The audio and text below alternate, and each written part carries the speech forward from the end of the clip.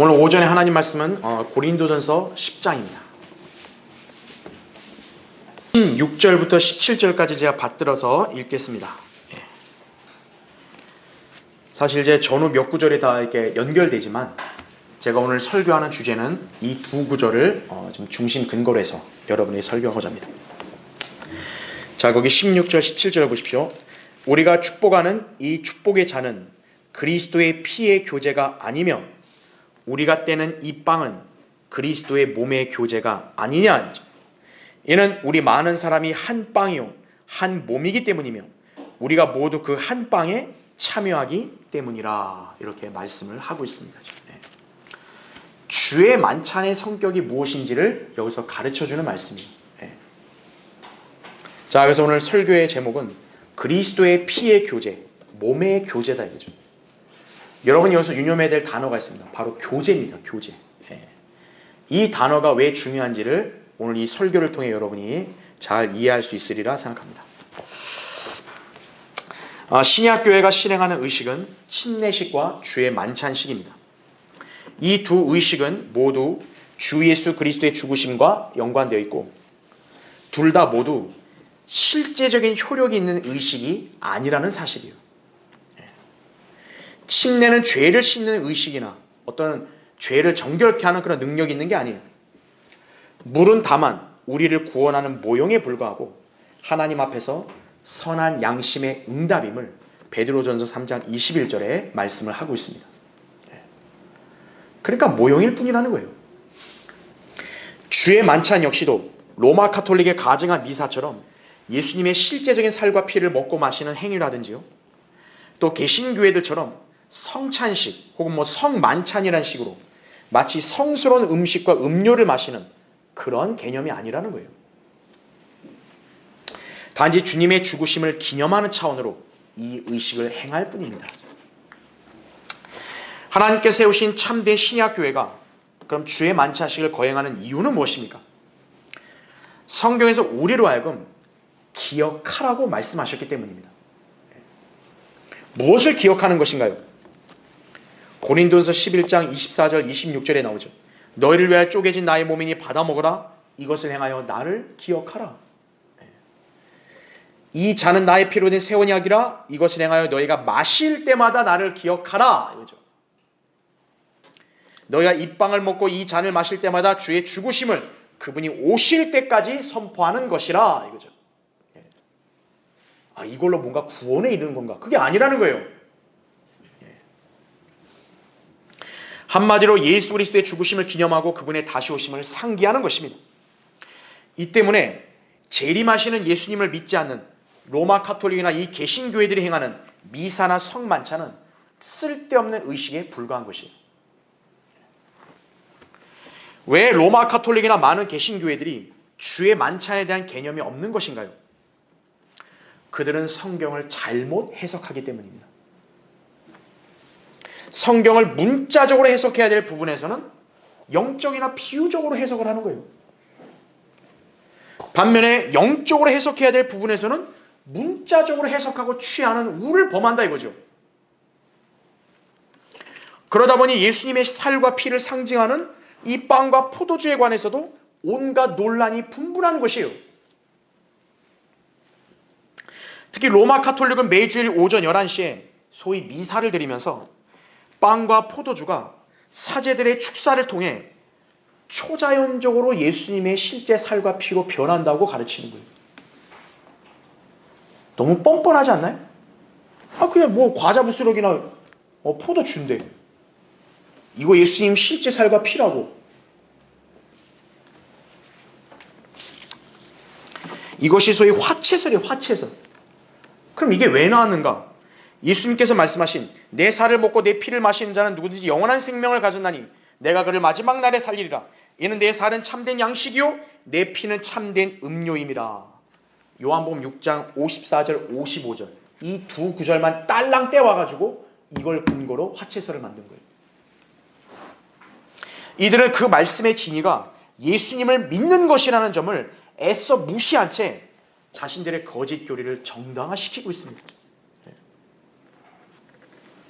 우리도 그러잖아요. 한국말 끝까지 들어보라고 하잖아요. 성경도 끝까지 봐야죠. 다 필요 없다 이거예요. 딱 이 두 구절만 갖고 와가지고 이거 봐라 이거. 인자의 살과 피를 먹고 마셔야 영원한 생명이 있다. 그러면서 그 사람들이 하나님의 이름을 거명하면서 지금 오늘도 이렇게 미사를 하고 있는 거예요. 자, 개신교회들은 어떻습니까? 그들은 비록 성경적인 기념을 주장을 하지만 실상 그들이 주의 만찬에 대한 가진 개념도요, 카톨릭의 영향을 지대하게 받았습니다. 그러니까 이들은 성찬식, 성만찬 이렇게 명명하고 있는 거예요. 무엇보다 그들이 교회라면요, 신약 성경에 명시된 대로 주의 만찬을 거행해야 합니다. 그렇죠? 자기들 마음대로 하면 안 되고 신약 성경에 명령한 대로 그 원칙을 따라야죠. 자, 이를 위해서 어떻게 합니까? 누룩 없는 빵을 쪼개서 성도들이 먹어야죠. 그렇죠? 새 포도즙을 마셔야 하는데 그들은 잘게 이쁘게 잘려진 카스테라 아니면은 떡을 먹든지요, 그리고 발효된 포도주를 마시면서 모두 술 취해 있다 이거죠. 이러한 자들에 관해서 바울은 합당치 않게 주의 만찬에 참여한다고 지적을 했습니다. 합당치 않다 이거죠. 결국 카톨릭이나 성경대를 믿지 않는 교회들에서는 진정한 주의 만찬을 실행할 수 없습니다. 오직 성경대로 믿는 교회들만이 참된 주의 만찬식을 거행하며 그 교회에 속한 그리스도인들만이 성경대로 주님의 죽으심을 기억하고 또 다시 오심을 소망 가운데 고대하면서 복음을 전파할 수 있는 것입니다. 여러분이 그러한 의식에 지금 참여하고 있다면요, 진정한 그리스도인으로 살고 있음을 알아야 한다 이거죠. 주의 만찬은 실제적이거나 초자연적인 역사가 일어나는 의식이 아니에요. 신비로운 의식이 아니에요. 이 의식은 본문에 나온 대로 교제입니다. 교제. 주님의 죽으심으로 구원받은 그리스도인들이 모두 한 몸이신 예수 그리스도 안에 속했고 우리 모두 주님의 죽으심에 영적으로 참여를 했으며 그런 여러분이 모두 주 안에서 하나가 되어 그리스도의 몸을 이루고 있음을 믿는 것입니다. 그 상징으로 예수님의 몸을 상징하는 빵을 우리가 같이 먹는 거예요. 이것이 주의 만찬의 의임을 알아야 합니다. 오늘 이 의식을 우리는 거행하는 것으로 끝나는 게 아니에요. 이 의의를 우리 모두 마음에 새겨야 합니다. 그래서 오늘 설교의 주제는 신약교회가 준수하는 주의 만찬의 개념을 정확히 알라 이거죠. 여러분은 과거에 이제 다른 교회들에 다니셨거나 또는 교회 생활 안 했을 때 그냥 성찬식으로 그냥 대충 알았다면 신약교회가 준수하는 주의 만찬은 이러한 개념이다라는 점을 다시 한번 아셔야 됩니다. 살펴보겠습니다. 첫 번째, 빵과 잔은 그리스도의 살과 피를 상징하는 영적인 개념이다 이거죠. 로마 카톨릭은 자신들의 미사를 정당화하는 근거 구절로 본문을 제시하곤 합니다. 방금 우리가 읽었던 본문이 뭡니까? 그리스도의 몸, 그리스도의 피, 이게 나오니까 봐라, 이걸 해야 되지 않냐. 이걸로 또 화채설을 정당화시키는 거예요. 이들은 매주일 오전 11시가 되면 미사를 드리면서 인육을 먹는 가증한 짓을 벌이고 있는 것입니다. 자, 이것은 카톨릭 교회 교리 문답에서요, 분명하게 명시된 조항에 근거를 하고 있는 거예요. 제가 카톨릭에 대해서 막 극단적으로 이렇게 매도하고 막 이렇게 비난하는 게 아니라 그들이 근간으로 삼는 카톨릭 교리 문답이란 이 책자에 바로 이 조항이 나오는 거예요. 제가 몇 개 예를 들면 1376항에는 이렇게 나와요. 우리의 구속주이신 그리스도께서 말씀하시기를 빵의 형태로 그분이 제공해 주시는 것이 실제 몸이라 하셨으므로 그것은 항상 하나님의 교회가 믿는 바였으며, 여기 하나님의 교회는 자기들 카톨릭을 얘기하는 거예요. 이제 다시 이 거룩한 공예는 빵과 포도주를 성별함으로써 빵이 그리스도 우리 주의 몸의 실체로 바뀌며 포도주가 그의 피의 실체로 바뀐다고 선언하는 바이다. 이러한 변화를 거룩한 카톨릭 교회의 화채설이라고 부르는 것은 적절하고 알맞은 것이다. 자기네 교리 문답에서 그렇게 근거를 제시하고 있어요.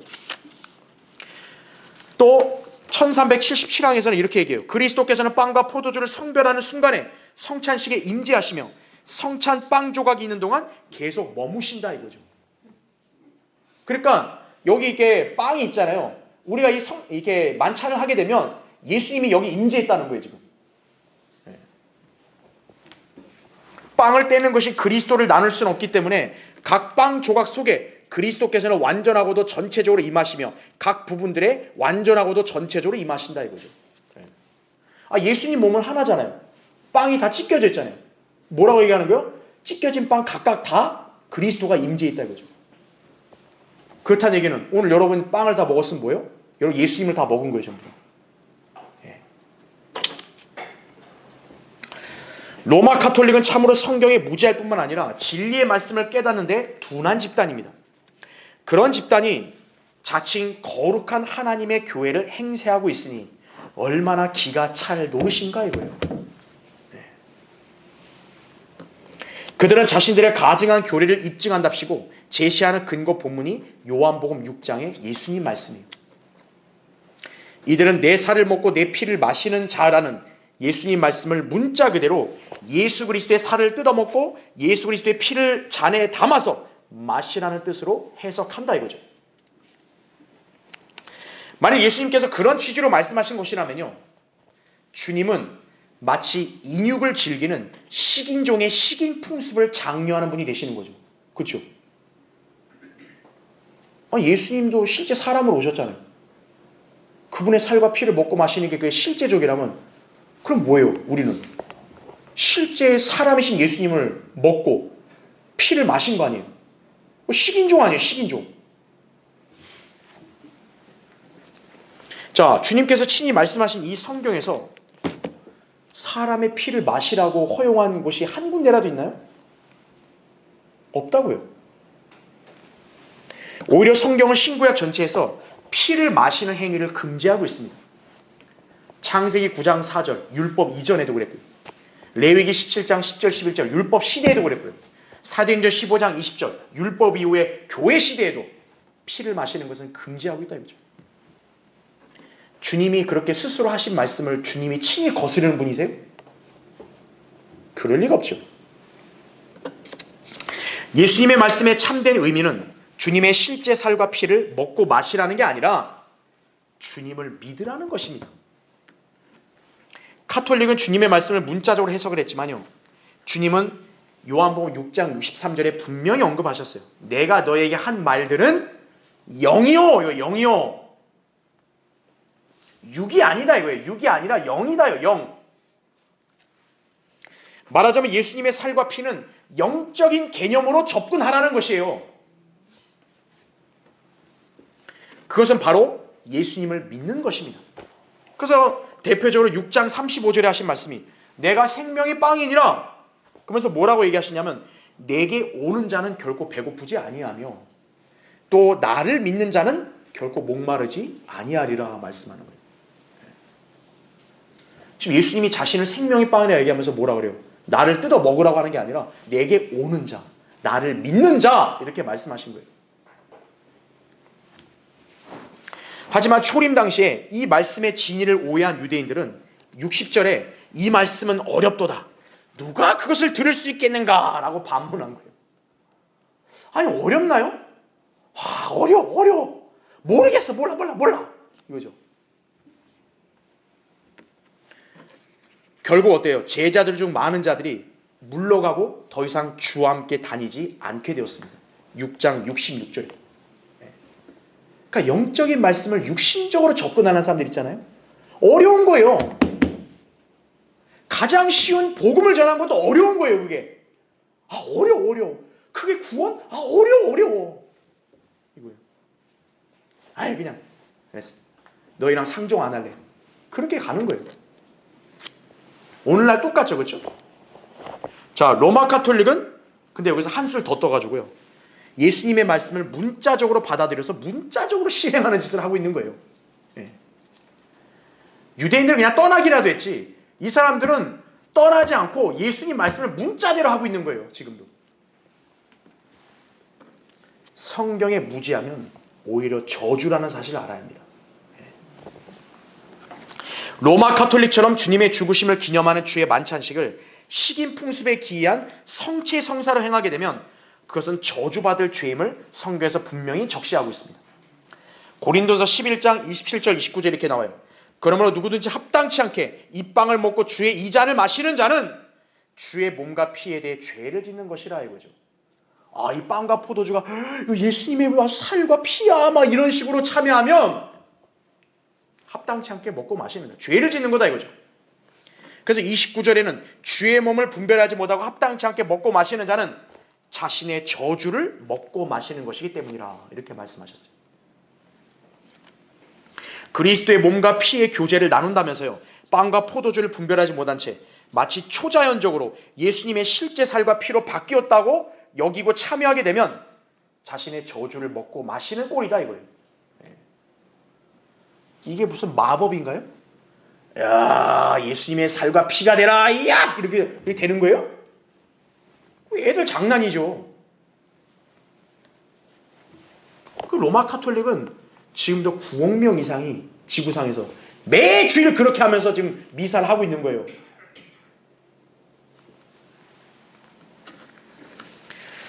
바울도 신약 교회 시대 그리스도인들에게 주의 만찬을 행하여 그분을 기억하라고 명령을 했죠. 이것은 너희를 위하여 쪼개진 나의 몸이니 받아 먹으라. 이것을 행하여 나를 기억하라요. 나를 기억하라. 이 잔은 나의 피로 된 새 언약이라. 이것을 행하여 너희가 마실 때마다 나를 기억하라 이거예요. 그런지 우리가 주의 만찬에 사용되는 빵과 포도주는 결코 예수님의 실제적인 살과 피로 변하는 게 아니라 단지 주님의 죽으심을 기념하는 차원에서 그분의 살과 피를 상징하는 개념으로 이해하는 것이다 이거죠. 기억하는 거예요. 이미 예수님의 죽으심은 과거에 끝난 거예요. 과거에 끝났는데 뭐 현재 또 죽으시는 거예요? 이제는 기억을 하는 거라 이거죠. 그래서 바울이 그리스도의 몸, 그리스도의 피, 이 표현 뒤에 어떤 단어를 붙였다고 말씀드렸어요? 교제를 붙인 거예요. 교제. 영적으로 참여한다는 의미를 확실하게 인지해야 합니다. 자, 신약교회가 준수하는 주의 만찬의 개념을 정확히 하라. 두 번째로 그리스도의 몸을 상징하는 한 빵에 우리가 참여하는 것입니다. 오늘 거기 17절 보면 이는 우리 많은 사람이 뭐라고 얘기합니까? 한 빵이요. 한 몸이기 때문이며 우리가 모두 그 한 빵에 참여하기 때문이라 이렇게 나오죠. 예수 그리스도께서는 제자들과의 만찬에서 자신의 몸을 빵으로 비유하여 말씀하셨습니다. 누가복음 22장 19절에는 빵을 가지고 감사를 드린 후 떼어 그들에게 주며 말씀하시기를. 여러분 표현 잘 보세요. 예수님이 지금 마치 파리바게트 빵처럼 여러 개 사놔가지고 하나씩 골라 이게 아니라 빵을 뗐다 이거예요. 빵을 떼서 준 거예요. 이것이 너희를 위하여 주는 나의 몸이니 이것을 행하여 나를 기억하라. 기억하라. 주님은 빵 하나를 떼서 제자들에게 나눠주었던 것이다 이거죠. 그것은 주님의 한 몸의 살이 찢긴 것을 상징하는 것입니다. 이에 대해 바울은 뭐란 표현을 쓰느냐면 쪼개진 나의 몸 이런 표현을 씁니다. 쪼개진 나의 몸. 그 쪼개진 몸을 상징하기 위해서 그래서 주의 만찬식에서는 어때요? 빵 하나를 이렇게 찢는 거예요. 그게 바로 예수님의 한 몸이 살이 찢겼다라는 걸 상징하는 거예요. 구원받은 성도들이 그걸 먹음으로써 모두 그 한 빵에 참여하게 되는 것이다 이거죠.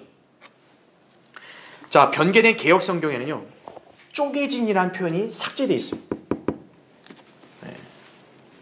그러다 보니 개역 성경을 쓰는 이 나라 교회들은 주의 만찬 때 빵을 어떻게 장만해야 될지를 전혀 모르고 있습니다.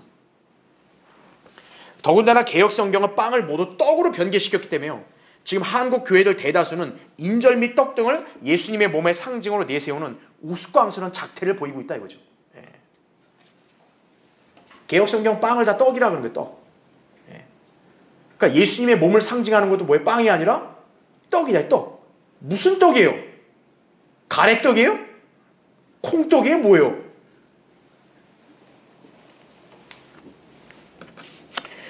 그런가 하면 어떤 교회들은 카스테라 등을 보기 좋게 잘 썰어가지고 모양을 잘 갖춘 조각으로 만들어 교인들 하여금 먹게 하고 있습니다. 왜냐? 이거 성스러운 거 이쁘게 해야지. 예수님이 십자가에서 이쁘게 죽으셨나요? 그분의 몸이 성하셨나요?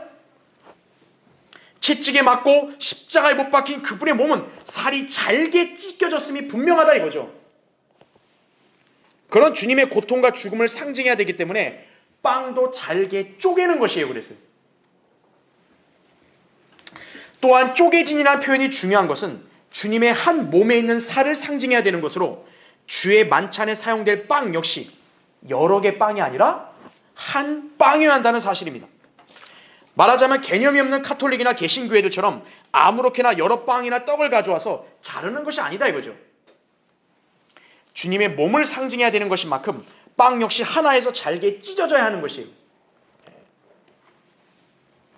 그리고 그 빵을 먹는 성도들은 모두 주님의 한 몸에 참여한다는 상징적인 의미를 나타내는 것입니다. 그것은 바로 그리스도인들이 모두 그리스도의 몸을 이루는 지체들이라는 사실입니다. 그런 면에서 한 빵은 영적으로 한 몸인 교회를 상징하는 것이에요. 예수 그리스도의 보혈로 죄사함 받아 구원받은 그리스도인들은 누구나 예외 없이 그리스도의 몸 안으로 성령에 의해 침례를 받았습니다. 그리하여 우리는 모두 그리스도의 한 몸을 이루게 되었습니다. 자, 여러분 고린도서 펴져 있으면 거기 12장 잠깐 보세요. 12장 거기 12절 보시면요.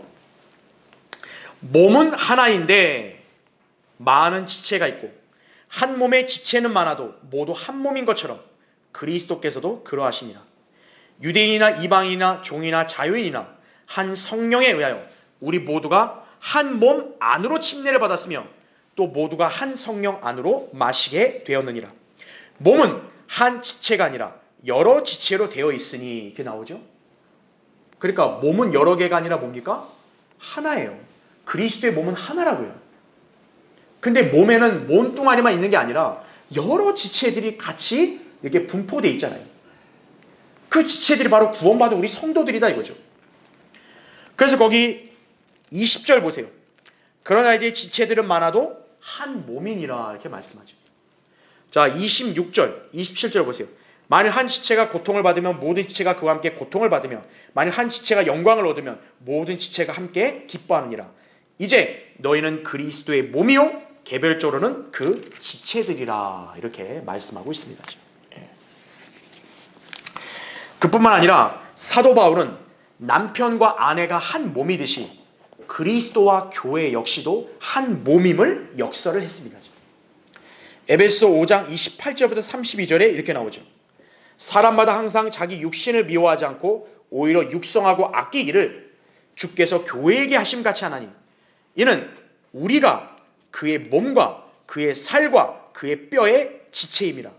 이런 까닭에 남자가 자기 아버지와 어머니를 떠나 자기 아내와 결합하여 그 둘이서 한 몸이 될지니라.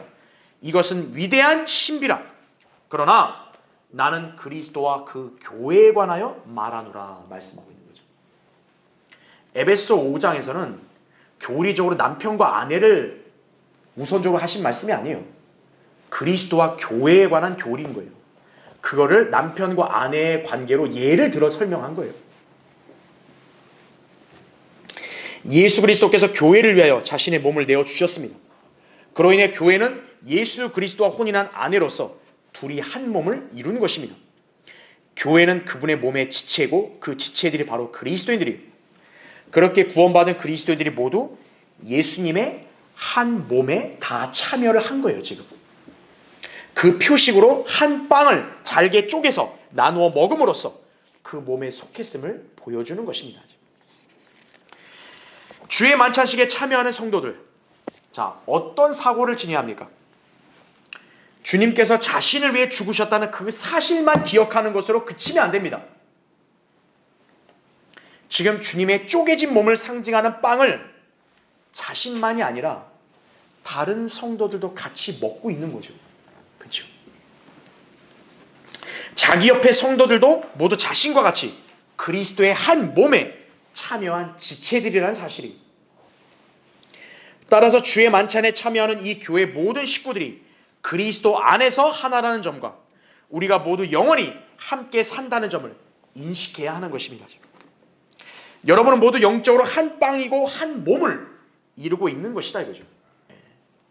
로마서 12장 4절 5절에도 우리가 한 몸에 많은 지체를 가졌으나 모든 지체들이 다 같은 기능을 가진 것이 아니니 이와 같이 우리 많은 사람이 그리스도 안에서 한 몸이 되어 각 사람이 서로의 지체가 되었느니라. 이렇게 기록되어 있다 이거죠. 굉장히 특별하죠, 그렇죠? 우리는 각자마다 서로 다르잖아요. 그러나 중요한 건 그리스도의 몸이다 이거죠. 그러니까 그걸 상징적으로 우리가 한 빵을 이렇게 참여하는 것이에요. 자, 신약교회가 준수하는 주의 만찬의 개념을 정확히 알라. 세 번째로 누룩 없는 성실과 진리의 빵을 가지고 지켜야 합니다. 여러분 고린도전서 5장 6절부터 8절 보세요. 너희의 자랑하는 것이 좋지 아니하도다. 너희는 적은 누룩이 온 반죽을 부풀게 하는 것인 줄 알지 못하느냐. 그러므로 묵은 누룩은 떼어내버리라. 그래야 너희가 누룩을 넣지 않은 새 반죽이 되리라. 우리의 유월절 양이신 그리스도께서 우리를 위하여 희생되셨으므로 우리가 그 명절을 지키되 묵은 누룩이나 또 악하고 가증한 누룩으로도 말며 오직 누룩 없는 성실과 진리의 빵을 가지고 지키자. 이렇게 말씀하고 있습니다. 자, 본문에 나온 명절이라 했을 때는 구약의 이스라엘 백성이 지킨 유월절이 아닙니다. 유월절은 하나님과 이스라엘 사이에서 행해지는 그 명절이라고요. 그러니까 이 점을 몰라가지고 오늘날도 무슨 유월절 운운하는 이상한 이단 종파들 있죠? 성경이 무지하니까 그런 거예요. 여기서 신약교회에게 지키라고 주신 명절은 주의 만찬을 의미합니다. 자, 이 의식에 사용될 빵, 성경대로 누룩이 없어야 합니다. 특징이 이거예요. 그래서 성경대로 믿는 교회들에서는 만찬 때 빵을 누룩 없이 그냥 구워서 잘게 찢어 먹는 것이다 이거죠. 자, 구약의 유월절도 보면 그 유월절 어린 양이 예수 그리스도 예표 아니겠어요, 그렇죠? 그 유월절 의식을 지킬 때 하나님께서 이스라엘 백성에게도 누룩 없는 빵을 먹으라 그랬어요. 누룩 없는 빵, 그렇죠? 마찬가지로 그 유월절 양이신 예수 그리스도가 우리를 위해 희생 당하셔서 우리가 구원을 받았잖아요. 우리가 그 한 몸에 참여했잖아요. 그렇기 때문에 우리가 그거를 상징하는 빵을 먹을 때도 그 빵에 누룩이 있으면 된다 안 된다? 안 된다는 점을 우리에게 알려주는 것이라는 얘기죠. 모든 것이 성경적인 원칙에 따르는 것이다 이거죠. 그래서 우리 성경들에 믿는 바른 신약교회는 누룩 없는 빵을 먹는 거예요. 그런데 이 점을 무시하고 온갖 누룩이 들어간 빵이나 심지어 근거 없는 떡으로 예수님의 죽으심을 기념한다는 미사나 성만찬은요, 주님의 죽으심을 모독하는 것입니다. 자, 왜 주님의 몸을 상징하는 빵에 누룩이 없어야 하는가 이거예요. 성경에서 누룩은 부정적이기 때문입니다. 오늘날 이 철없는 한국 기독교는요, 우리가 읽었던 적은 누룩이 온 반죽을 부풀게 하는 것인 줄 알지 못하느냐, 이 구절을 곡해해서요, 누룩을 어떻게 해석하냐면 복음으로 해석을 하는 거예요. 그러니까 누룩이 들어가서 이렇게 부풀잖아요. 이거를 어떻게 갖다 붙이냐면 교회 성장으로 갖다 붙이는 거예요.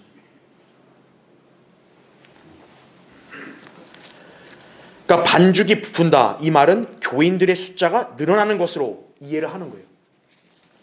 그러다 보니 이들은 교회 성장을 위해서 적극적으로 교회 홍보 활동을 하고 교세를 확장하는 것을 누룩이 들어가는 것으로 생각하는 것입니다. 그래서 일반 교회들은 누룩을 굉장히 좋게 그렇게 해석을 하는 거예요. 한심하고 딱하기 그지없다 이거죠. 그러나 지금 본문 전후 문맥에서 여러분 여기서 지금 누룩을 긍정적으로 언급하고 있나요? 특히 우리 8절에는 누룩 없는 빵으로 지키라 하잖아요. 누룩 없는 빵. 고린도전서 지금 이 5장은 문맥이 어떤 내용이냐면 교회 안에서 근친상간의 죄를 누군가 저질렀는데 그 고린도 교회 성도들이 그 죄를 묵인하고 있는 거예요. 그러니까 바울이 지금 그걸 강력하게 책망하고 있는 거라고요. 바울은 그러한 죄를 방치한 고린도 교회를 향해서 적은 누룩이 온 반죽을 부풀게 하였다라고 지적하는 것이다 이거죠. 즉 뭐냐면 고린도 교회 성도들은 어떤 생각을 하냐면 그 한 사람이 지은 죄, 뭐 이 한 명이 뭐 얼마나 대단하다고, 우리 전체의 종 중에 이 한 사람 죄, 이런 식으로 그냥 덮고 넘어간다 이거예요. 바로 바울은 그걸 꼬집은 거예요. 너희들은 그걸 작게 보냐? 적은 누룩이 온 반죽을 부풀게 한다 이거죠. 오염시킨다 이거예요. 자, 여기서 바로 누룩은 무엇을 의미하는 것인가요? 타락한 삶을 의미한다 이거죠. 이 근친상간의 죄는 진짜 세상에서도 이해가 안 되는 정말 타락한 그런 죄거든요. 그거를 소위 그리스도인이라는 사람이 지었다 이거죠. 말하자면 누룩은 타락을 야기하는 죄와 관련이 있는 것입니다. 그런가 하면 예수님께서는 누룩이 거짓 교리임을 또 알려주셨습니다. 그 마태복음 16장 11절 12절에 이렇게 나옵니다. 잘 들어보십시오. 지금 이제 예수님이 제자들과 이동하는 중인데, 예수님은 빵 5덩이로 5,000명 먹이시고 7덩이로 4,000명 먹였잖아요. 그래서 12광줄 7광줄이 남겼죠. 제자들에게 챙기라 그랬죠. 제자들이 가는 도중에 그걸 잊어버린 거예요. 우리 빵 잊어버렸다. 근데 하필 그때 예수님이 뭐라고 얘기하냐? 바리새인들과 서기관들의 누룩을 조심하라. 자, 이 말씀을 하신 거예요. 그러니까 지금 이들은 어떻게 찔림받았냐면, 우리가 빵을 깜빡하니까 예수님이 우리 보고 누룩을 얘기했다, 이렇게 착각을 한 거예요. 그래서 마태복음 16장 11절 12절에 이렇게 말씀하신 거예요. 너희는 내가 너희들에게 빵에 관하여 말한 것이 아니고 바리새인들과 사두개인들의 누룩을 조심하라는 것임을 어찌하여 깨닫지 못하느냐? 그때서야 그들은 주께서 빵의 누룩을 조심하라고 말씀하신 것이 아니라 바리새인들과 사두개인들의 교리를 조심하라 하신 것임을 깨닫더라. 이렇게 성경에 나오는 거예요. 자, 이들의 교리는 뭐겠어요? 거짓 교리겠죠. 그렇죠? 그러다 보니 바울도 당시 갈라디아서에서요, 거짓 교리를 경고할 때 누룩에 빗대어서 설명했다 이거죠. 그래서 갈라디아서 5장 9절에도 적은 누룩이 온 반죽을 부풀게 하느니라 이거예요. 그러니까 신약 성경의 용례에 따르면 누룩은 타락한 삶, 죄와 연관되어 있는 거고 거짓 교리구나, 이걸 우리가 알 수 있는 거예요. 이처럼 성경 어디에서건 누룩은 선한 것과는 아무런 관계가 없습니다. 이 때문에 주의 만찬 때 주님의 몸을 상징하는 이 빵에는 그래서 누룩이 들어가면 안 됩니다. 만일 누룩 있는 빵을 주님의 몸이라고 한다면 주님 몸 안에 죄와 거짓 교리가 있었다는 그런 논리가 성립이 되는 거예요. 그게 가당키나 합니까? 그랬다면 주님은 결코 인류의 죄들을 대신 담당할 수 없습니다. 따라서 교회는 누룩 없는 빵으로 만찬을 기념해야 한다 이거죠. 자, 한편 주의 만찬에서 주님의 피를 상징하는 포도주, 이거 역시 발효되지 않는 포도주, 곧 포도즙이어야 한다 이거죠. 로마 가톨릭 미사에서는 발효된 포도주, 곧 술을 사용합니다. 그렇죠? 왜냐하면 이들은 성경에서 포도주의 용례를 모르니까 포도주가 오늘날 현대사회에서 그냥 일반 사람들이 먹고 취하는 그 알코올 포도주로 아는 거예요. 여기에는 개신교회들도 별반 다르지 않습니다. 그러다 보니 이들은 본의 아니게 이 성찬식이나 미사를 하게 되면 어떻게 되는 거예요? 술 취한 사람들이 되는 거예요. 전부 다. 술 취한 사람이 되는 거예요. 술은 한 사발만 먹는다고 취하는 게 아니에요. 한 잔 마셨어도 술에 취한 거예요. 자, 주님은 죄가 없는 분이시죠. 그러면 여러분, 주님의 피도 죄가 있는 거예요, 죄가 없는 거예요? 주님의 피는 죄 없는 순수한 피라고 신명기 32장 14절에 그렇게 말씀하고 있다 이거죠. 예수 그리스도의 피는 바로 죄 없는 하나님의 피예요. 그거를 상징하려면 순수한 피여야 한다 이거죠. 그래서 만찬 때 포도주는 발효된 묵은 포도주가 되어서는 안 된다 이거예요. 묵었다는 얘기, 발효됐다는 얘기는 이미 변질된 거예요. 이에 성경대로 믿는 교회들은 포도주, 알코올을 쓰는 게 아니에요. 포도 주스를 쓰는 거예요. 가장 원칙은 포도즙을 짜는 건데 현대사회에서는 그게 환경이 쉽게 허락되지 않으니 이렇게 포도 주스를 마시는 거죠. 알코올이 없는, 발효되지 않은 그 주스를 마시는 거예요. 왜냐하면 이스라엘 사회에서는 바로 포도즙이 포도 주스로도 용이 됐기 때문에. 성경은 이것을 가리켜 새 포도주라고 말씀한다. 새 포도주.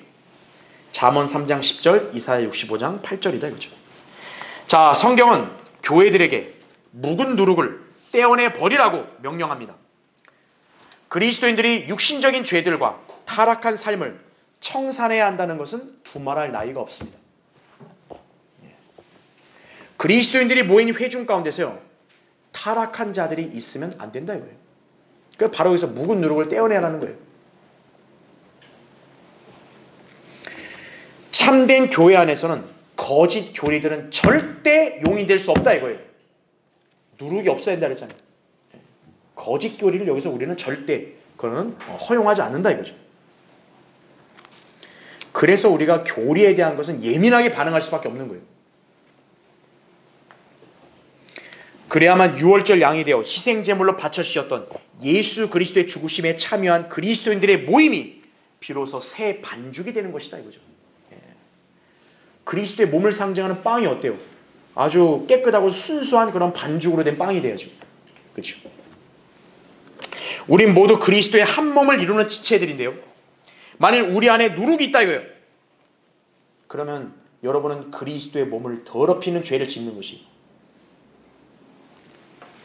타락한 삶을 살고 거짓 교리를 신봉하는 자들이 교회 안에 섞여 있고 그걸 그대로 방치하면요, 그것은 예수 그리스도의 죽으심을 거부하는 것과 같고요, 어린 양으로 드려진 희생 제물의 능력을 부인하는 것과 같은 셈이다 이거죠. 그걸 지금 바울이 경고하고 있는 거예요. 적은 누룩, 이거 좀 이게 어때서요? 그걸 순간 허용하는 순간 부풀게 한다 이거예요. 그리스도인들의 타락한 삶, 그 다음에 거짓 교리를 단 하나라도 그렇게 받아들이면요, 교회 전체가 거룩함을 상실하는 거예요. 누구나 사람은 실수할 수 있어요. 그 실수를 얘기하는 게 아니에요. 타락한 삶으로 이끄는 그런 죄와 거짓 교리, 이것은 반드시 우리가 끊어내야 된다 이거죠. 만일 그걸 그렇게 하지 않고 그냥 대수롭지 않게 주의 만찬에 참여하면 어떻게 되는 것인가요? 아까 우리 고린도서 11장 29절 30절에 읽었던 대로 합당치 않게 먹고 마시는 자는 자신의 저주를 먹고 마시는 것이라고 말씀하셨다 이거죠. 그러면 너희 가운데 많은 사람이 약하고 병들었고 상당수가 잠들었다라고 그렇게 경고까지 하는 것이 징계를 받는 거다 이거죠. 그러므로 그리스도인은 주의 만찬에 참여하기 전에 먼저 죄들을 자백하여 그리스도의 보혈로 씻음을 받고 그러한 삶을 청산하고 나서 주의 만찬에 참여해야 하는 것이다 이거죠. 그래서 우리 교회는 그 점을 반드시 먼저 공지하는 거예요. 성경에 명시되어 있기 때문에. 그렇죠? 자, 결론을 맺겠습니다. 성경대로 주의 만찬을 가장 잘 실행하는 교회는 우리 성경대로 믿는 교회들밖에 없습니다. 다른 교회들은 모두 로마 카톨릭의 잘못된 유산을 답습해버렸습니다. 비록 그들이 카톨릭처럼 빵과 포도주를 먹고 마셔서 구원받는다고 말하진 않아요. 그거는 문제될 게 없어요. 근데 그들 역시도 주의 만찬을 성찬식으로 칭하면서 빵과 포도주도 카톨릭식으로 따라하고 있는 거예요. 왜 그들은 성경대로 주의 만찬을 거행하지 못합니까? 당연히 바른 성경도 없고 무지하니까 그러는 거예요.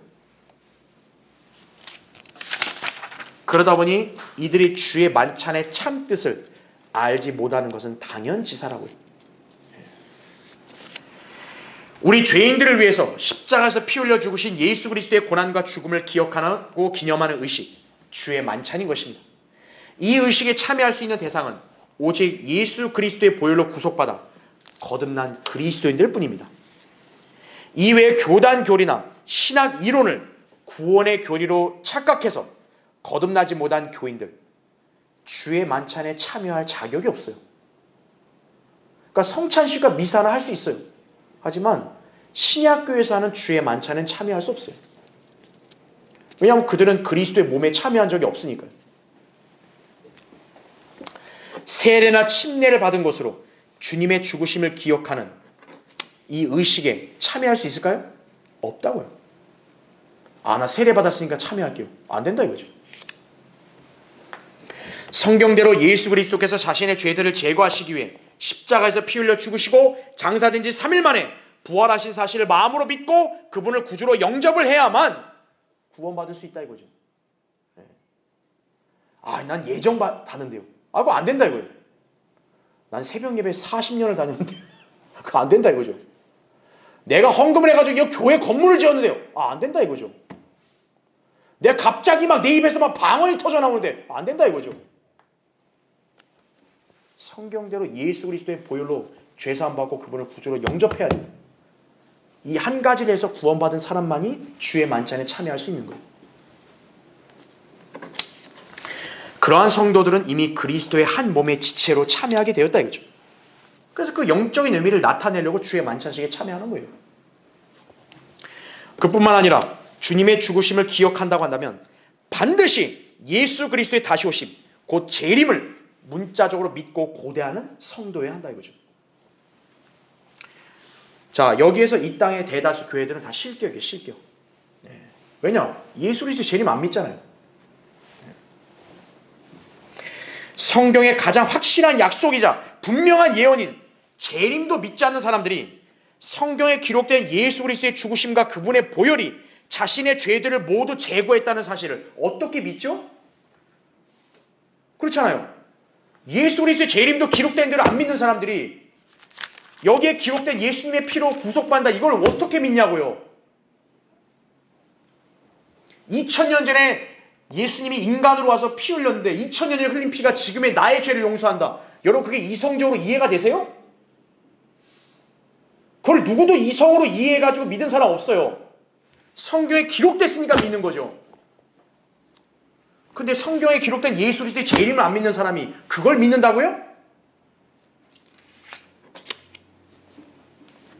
이러한 사람들은 모두 위선자들이에요. 위선자들. 주의 만찬에 참여할 자격이 없어요. 여러분은 예수 그리스도의 죽으심을 문자 그대로 믿으셨습니까? 그분께 살을 처참히 찢기셨고 고귀한 피를 흘려서 나 같은 죄인을 위해서 그렇게 희생당하셨고 그로 인해 내가 구원받았다. 이걸 믿으셨나요? 그렇다면 여러분은 그분의 죽으심과 구원을 헛되이 만들면 안 돼요. 주님의 죽으심을 항상 기억하고 그분의 피로 구속받은 하나님의 자녀답게 거짓 교리와 타락한 삶을 정리하고 거룩함을 유지하며 살아야 한다 이거죠. 그리고 주님의 재림을 고대하면서 그분이 오실 때까지 복음을 전파해야 합니다. 그것이 성경을 믿는 성도이고요. 주의 만찬의 진리를 아는 그리스도인임을 알아야 합니다. 기도하겠습니다. 혹시 아직 자신이 예수 그리스도의 보혈로만 내가 완전한 구속을 받을 수 있다는 사실을 믿지 않고 그냥 교회 생활이나 직분이나 자기 어떤 선행이나 어떤 자기의 의를 신뢰했던 그런 사람들이 혹시 있습니까? 그렇다면 그 사람은 지금 구원받은 걸로 착각을 하고 있는 것입니다. 유튜브 보신 분들 중에서도 카톨릭이 미사를 했다 해서 내가 구원받았다고 착각했다면 지금 굉장히 위험한 것입니다. 교회 다니신 분들 중에서도 내가 아주 교회에 충실히 내가 생활했다. 그걸로 구원받았다고 그렇게 생각하면 착각입니다. 오늘 그런 분들은 다시 한번 제대로 예수 그리스도를 믿어야 됩니다. 제가 지금 기도할 때 오늘 여기 보시는 분들 또 여기 계신 분들 확실하게 예수님을 영접하지 않았다면 오늘 시간 저를 따라서 이렇게 하나님 앞에 고백하심으로 예수님을 영접해서 구원받아야 됩니다. 제가 기도할 때 그대로 이렇게 믿고 따라하십시오. 위대하신 하나님, 저는 죄인입니다. 그래서 저는 죽으면 지옥에 갈 수밖에 없습니다. 하지만 예수 그리스도께서 저의 죄들을 사하시려고 십자가에서 피 흘려 죽으셨으며 장사된 지 3일 만에 부활하신 사실을 제 마음에 믿습니다. 이제 제가 예수님을 제 구세주로 믿고 영접하오니 제 안에 들어오셔서 저를 구원해 주십시오. 저를 구원해 주셔서 감사합니다. 예수님의 이름으로 기도합니다. 아멘. 이렇게 마음으로 믿고 입으로 고백하신 분들은 오늘 그리스도의 보혈로 완전히 죄 사함 받고 구원받은 것입니다. 이제 그런 사람은 주의 만찬에 참여할 수 있는 것입니다.